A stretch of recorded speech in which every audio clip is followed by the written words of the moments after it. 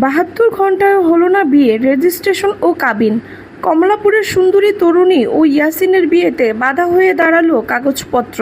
বিয়ের কাবিননামা ও রেজিস্ট্রির কাগজ করতে গিয়ে সামনে আসে নতুন সমস্যা। ইয়াসিনের জন্ম নিবন্ধন ও জাতীয় পরিচয়পত্র নেই। দীর্ঘ প্রায় 10 বছর ধরে কমলাপুর রেল কেন্দ্রিক অনিশ্চিত জীবন কাটানো ইয়াসিনের প্রয়োজনীয় এসব কাগজপত্র কখনো তৈরিই হয়নি।